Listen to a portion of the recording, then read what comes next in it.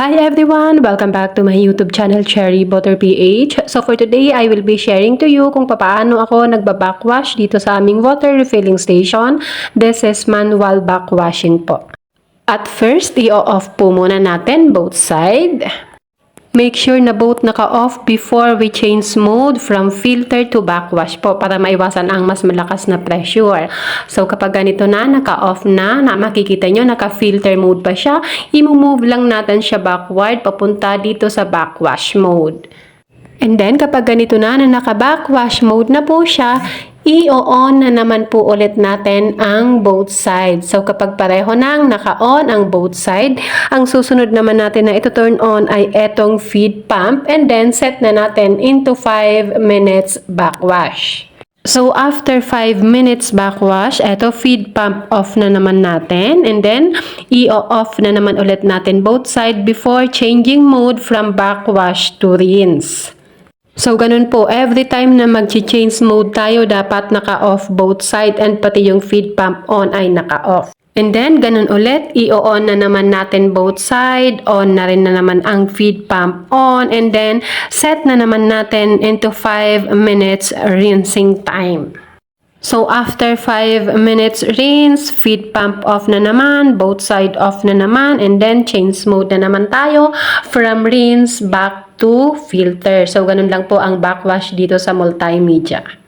So, after ng multimedia, dito na naman po tayo magbabackwash sa carbon. So, mapapansin nyo both side off, pati yung feed pump ay naka-off pa. So, change mode na tayo from filter to backwash. And then, kapag naka-backwash mode, i-on na naman natin both side.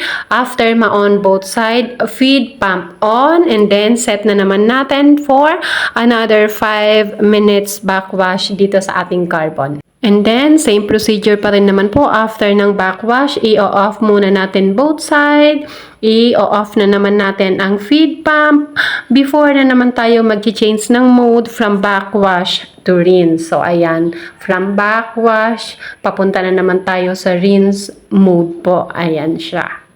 And then, kapag naka-rinse mode na siya, same procedure, i-on both side, and then, isa-set na naman ang feed pump on, and then, set na naman natin ng another 5 minutes rinse. So, after ng 5 minutes rinse, feed pump off na naman tayo, and then, off na naman natin dito both side before we change mode into filter. So, ibabalik na natin ulit sa filter mode. So, ayan po, makikita nyo from rinse back to filter mode na po ulit tayo.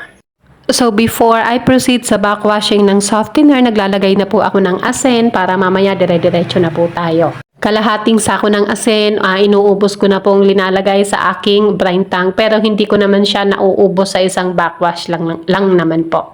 Kapag may asin na, magdadagdag na po tayo ng tubig na dapat ang tubig ay aabot sa kanyang water level na indicator. Then, close na po natin itong ating brine tank at proceed na tayo sa backwash ng softener.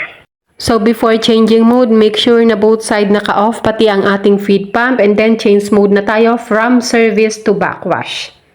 Kapag nasa backwash mode na, on na natin both side, feed pump on, and then set na naman natin for another 5 minutes backwash. Same procedure ulit, after 5 minutes backwash, off both side, feed pump off, before we change mode to brine slow. And then, kapag naka-off na naman, change mode na po. So, eto na siya, change mode na natin from backwash to brine slow. So, sa brine slow po, 10 minutes akong nagsaset ng time dito sa ating brine slow. So, ganyan, kapag naka-brine slow mode na siya, on na naman natin both side, pati yung ating feed, pump on. And then, gaya ng nasabi ko, 10 minutes po akong nagba-brine slow. So, after 10 minutes backwash, feed pump off both side before I change mode from brine slow to brine refill. So, dito po sa brine refill, hinihintay ko lang na mapuno ang aking brine tank para next time na magbabackwash ako ay nasa water level na po ang kanyang tubig. So, after ng brine refill, off ko na naman both side, feed pump off, before na naman ako mag-change ng mode from brine refill to fast rinse. So, dito po sa aking fast rinse, minimum 10 minutes, maximum 15 minutes po ang time duration. Tinitikman ko lang naman or nalalasahan naman po kasi sa tubig kapag may alas pa po. Tuloy-tuloy lang po muna ako sa fast rinse. Kapag nalalasahan kung medyo wala ng alas, cut na po from 10 to 15 minutes.